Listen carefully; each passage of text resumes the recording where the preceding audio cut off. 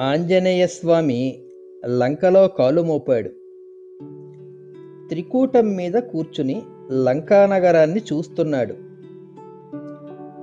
దదర్శ లంకాం అమరావతీమివ. లంకలో చూస్తూ అందులో అమరావతిని చూస్తున్నాడు. ఏమిటి అమరావతి విశేషం? అది దేవేంద్రుని నగరము. అందులో ఆయన పట్టమహిషి శచీదేవి ఉంటుంది. ఆమె పరాశక్తిని సేవించుకుంటూ ఉంటుంది. ఆమె పరాశక్తి అనుగ్రహాన్ని పొందిన సాధకురాలు. ఆ అనుగ్రహాన్ని శచీదేవి ఎంతగా పొందిందంటే పురోమజార్చిత అని ఆమె పేరును కలుపుకొని తాను నామధారణను చేసింది అమ్మవారు. అంటే సాధకురాలి పేరును తన పేరుతో జతపరచుకుంది అమ్మవారు. ఇక్కడ లంకలో విభీషణ ధర్మపత్ని సరమ ఉన్నది. ఆమె సీతను సేవించుకుంటున్నది. అందుకని లంక అమరావతి. అది ఆంజనేయ స్వామి వారి దృష్టి. నగర సౌందర్యాన్ని చూడటము బాహ్య దృష్టి, ఈ తత్వాన్ని దర్శించడము అంతరదృష్టి. ససాగర మనాదృశ్యం అతిక్రమ్య మహాబలః త్రికూట శిఖరే లంకాం స్థితాం స్వస్థో దదర్శః. స్వామి స్వస్థుడు త్రికూట శిఖరం మీద కూర్చుని లంకా దర్శనం చేస్తున్నాడు. ఒకే మాట, దానిలో ఎంతో విషయ వైవిధ్యం. అది ఋషివాక్కు లక్షణము. స్వామి త్రికూట పర్వతం మీద కూర్చున్నాడు. ఎలా? సుఖంగా కూర్చోలేదు, కూర్చున్నట్లున్నాడు. అందుకే మహర్షి హ అని ఒక్క మాటతో చెప్తారు. ఇది బాహ్య దృష్టి. మరి అంతర్యమేమిటి? కూటం అంటే అజ్ఞానం. సంసార కారణ అహంకార మమకార రూప అజ్ఞానంలో పడవేసేది. అది కూటం. ఈ లక్షణము సత్వ రజస్తమో గుణాల విలక్షణత్వం వలన కలుగుతుంది.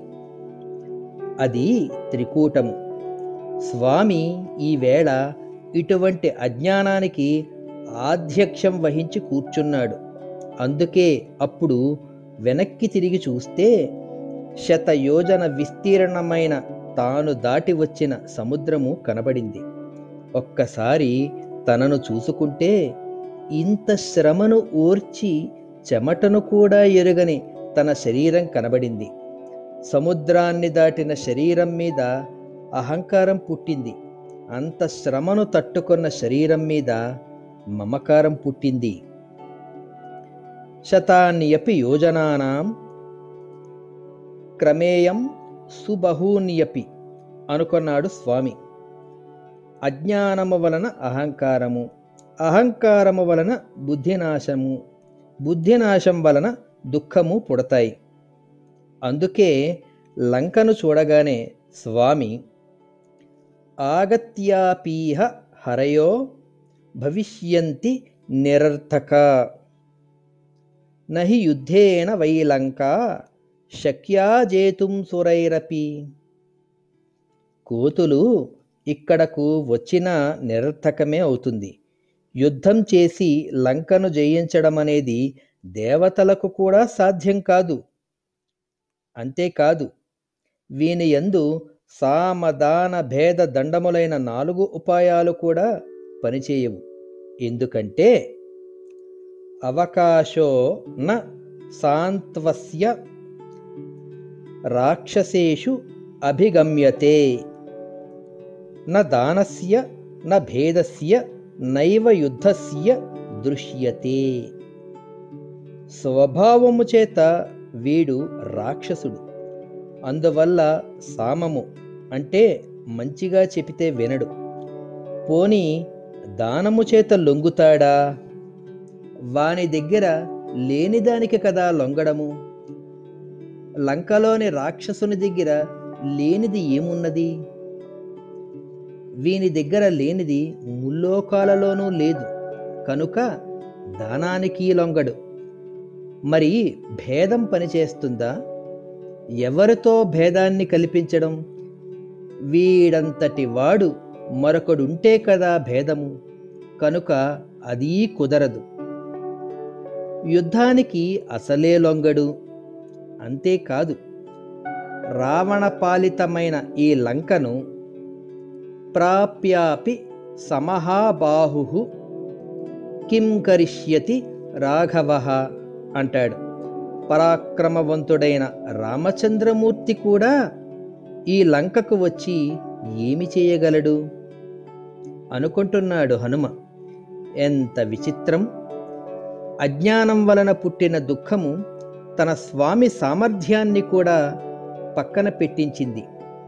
అహంకారం పెరిగి పెరిగి చతుర్ణామేవ గతి వానరాణాం మహాత్మనాం వాలిపుత్రస్య నీలస్య మమ రాజ్ఞశ్చ ధీమతః.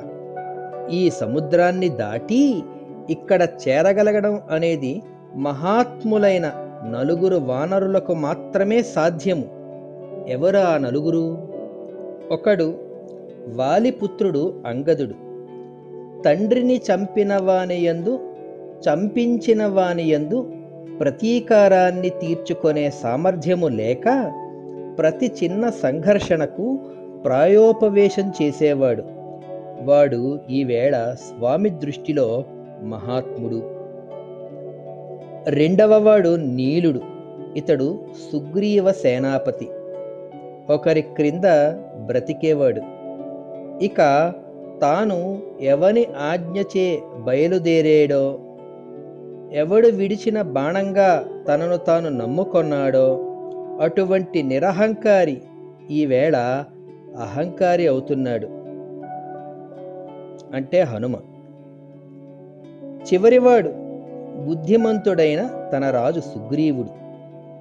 తన భార్యను అపహరించిన వాని నుండి భార్యను విడిపించుకొనడం చేతకాక ఎవని సహాయాన్ని పొంది కార్యసాధన చేసుకొన్నాడో ఆ సుగ్రీవుడు ఈవేళ రాముని కంటే సమర్థుడని స్వామి ఊహ.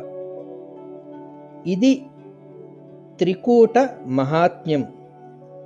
అజ్ఞానము కల్పించే మాయ భ్రమ ఈ విధముగానే ఉంటుంది.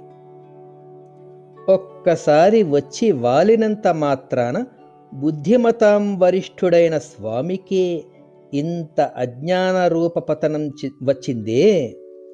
సతతము ఆ కూటమునందే ఉండే రావణుడు ఎంత అహంకార మమకారాలను పొందాలి? అంతా పొంది అలా సంచరించటంలో ఆశ్చర్యమేముంది? అయితే స్వామికి రావణునికి ఉన్న భేదమే స్వామికి స్మృతిని కలిగించింది. తన ఆలోచనకు తానే పశ్చాత్తాపాన్ని పొందేటట్లు చేసింది. ఏమిటా భేదం? స్వామి పరాశక్తి స్వరూపమైన సీతాన్వేషణలో ఉన్నాడు. శ్రీమాతా స్వరూప సీతా ధ్యానంలో ఉన్నాడు. ఆ తల్లికి కూడా కూటస్థ అని నామమున్నది. ఇక్కడ కూటమంటే విశ్వ సమూహాల స్థితి. ఆమె దానియందు ఆధ్యక్షం వహించి సాక్షిగా ఉంటుంది. అట్టి తల్లి అజ్ఞాన కారణ కూటస్థుడైన స్వామికి స్మృతిని కలిగించింది. తాను ఎవరి గురించి ఆలోచింపవలెనో, తాను ఎవరి సామర్థ్యాన్ని నమ్మి ప్రవర్తించాలో, తాను ఎవరి కార్యార్థము వచ్చేనని అనుకొనాలో ఆ జ్ఞానాన్ని ఆ తల్లి హనుమలో కలిగించింది. వెంటనే రామాభ్యుదయం జ్ఞాపకం వచ్చింది హనుమకు. సరే, ఈ రాత్రివేళ పట్టణంలో ఎలా ప్రవేశించాలి అని ఆలోచిస్తున్నాడు హనుమ. సూర్యే చాస్తం గతే రాత్రౌ దేహం సంక్షిప్య మారుతిః వృషదంశక మాత్రస్సన్ బభూవాద్భుత దర్శనః. శరీరాన్ని సంక్షేపించి పిల్లి పరిమాణమాత్రంగా సంచరిస్తానని అనుకొన్నాడు హనుమ.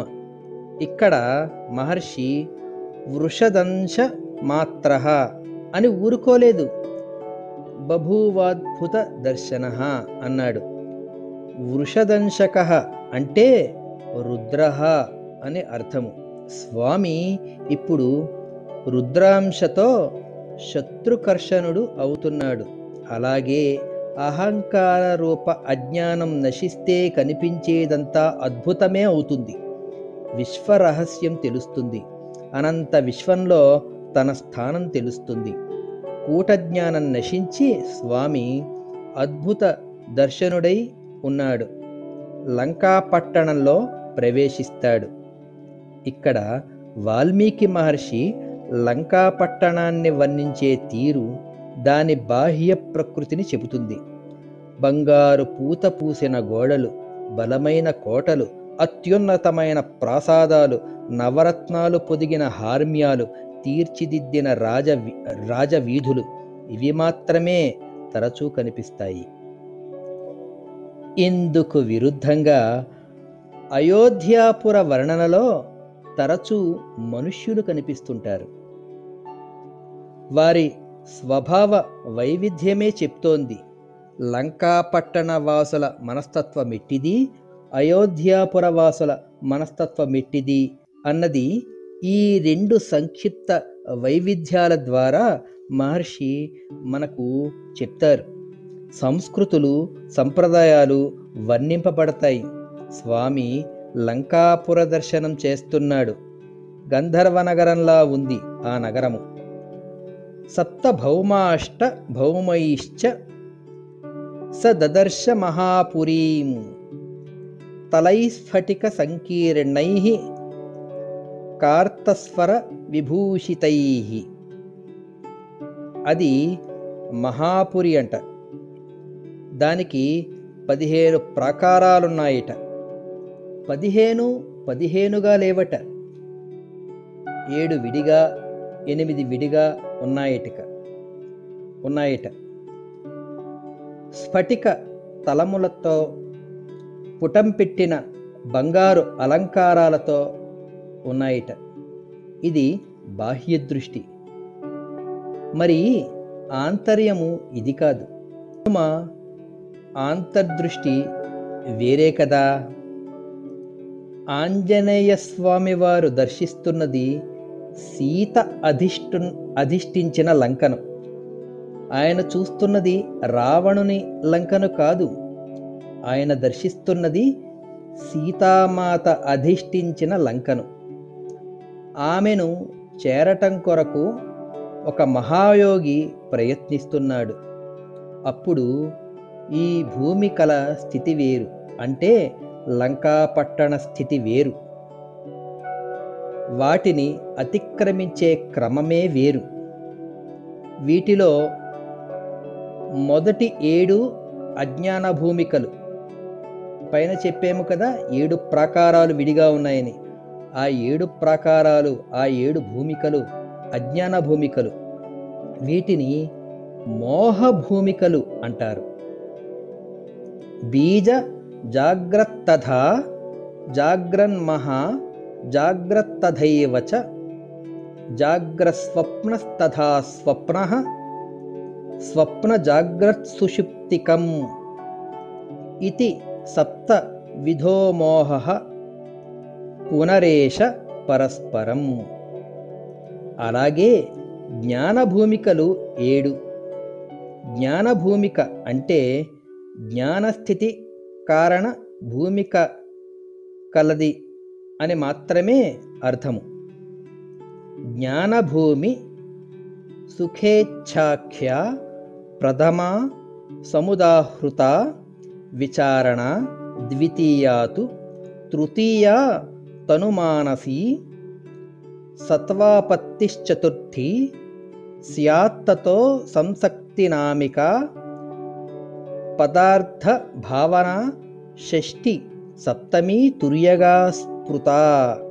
అయితే యావై భూమా తత్సుఖం నాల్పే సుఖమస్తి భూమైవ సుఖం భూమాత్వేన విజిజ్ఞాసితవ్య ఇతి భూమానం భగవో విజిజ్ఞాస ఇతి అని చాందోగ్యోపనిషత్తు చెప్తోంది. ఇది బ్రహ్మ వస్తువును కూడా భూమాస్వరూపంగా నిర్దేశించారు. కనుక ఈ బ్రహ్మవస్తువైన ప్రాకారము 8వ భూమిక.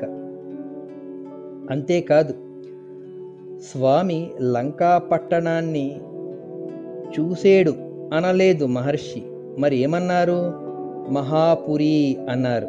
అంటే శ్రీమన్నగరము అని అర్థము.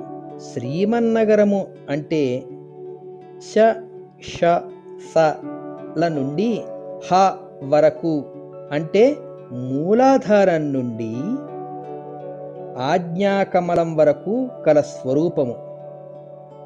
ఆజ్ఞాకమలంలో శక్తి ఉంటుంది, ఆ పైది సహస్రారము. ఈ ఆజ్ఞాకమలం వరకు కల స్వరూపంలోనివి ఈ 15 ప్రాకారములు. ఇది స్వామి చూస్తున్న ఆ తల్లి ఉన్న లంకాస్వరూపము. అందుకనే అచింత్యాం అద్భుతాకారం దృష్ట్యా లంకాం మహాకపిః ఆసీత్ విషణ్ణో హృష్టశ్చ వైదేహ్యా దర్శనోత్సుకః. అచింత్యము అద్భుతాకారము అయిన లంకను చూసి స్వామి విషణ్ణుడు అయ్యేడట. వైదేహీ ఉత్సుకత కలవాడై హృషణ్ణుడు అయ్యేడట. ఎంత మాట! ఒక పక్క విషణ్ణుడు అయ్యేడు, మరొక ప్రక్క హృషణ్ణుడు అయ్యేడు. సాధకుడు సాధ్యాన్ని పొందితేనే హృష్టుడు అవుతాడు. కాకుంటే భువన సౌందర్యం అతన్ని ఆనందింపజేయలేదు. అందుకని స్వామి 6వది అయిన ఆజ్ఞాకమలంలో వైదేహీ దర్శనం కోసం ఉత్సుకపడి విషణ్ణుడు అవుతాడు. ఎందుకని? తాను చూడదలచినది కామేశ్వరీదేవిని. శ్రీ విద్యా సంప్రదాయంలో ఆమెను వైదేహీ అని వ్యవహరిస్తారు. ఆమె దర్శనాన్ని కామేశ్వరునితో కలిసి సహస్రారంలో చెయ్యాలి. ఆజ్ఞాకమలంలో ఆ తల్లి యోగినిగా మాత్రమే కనబడుతుంది. మరి ఇక్కడ సీతామాత శ్రీరామ యోగమునందే ఉన్నది కదా. అందుకనే వైదేహీ దర్శన ఉత్సకుడు అవుతున్నాడు, విషణ్ణుడు అవుతున్నాడు. బుద్ధిమంతుడైన సాధకుడు ఈ విషణ్ణ స్థితిలో నుంచి బయటపడతాడు. కనుకనే సమీక్ష్యతు మహాబాహు రాఘవస్య పరాక్రమం లక్ష్మణస్య చ విక్రాంతం అభవ ప్రీతిమాన్ కపిః. రామ పరాక్రమం అతనికి జ్ఞాపకం వచ్చింది, లక్ష్మణుని విక్రమం జ్ఞాపకం వచ్చింది. అప్పుడు ఆయన మనసునకు ప్రీతి కలిగింది. ఉత్సాహవంతుడై బయలుదేరాడు. లంకా దర్శనమయ్యింది. నగరీ స్వేన రూపేణ దదర్శ పవనాత్మజం. లంకానగర అధిష్టాన దేవత లంక. ఆ లంక స్వామిని చూసింది. అంటే లంకిణి స్వామిని చూసింది.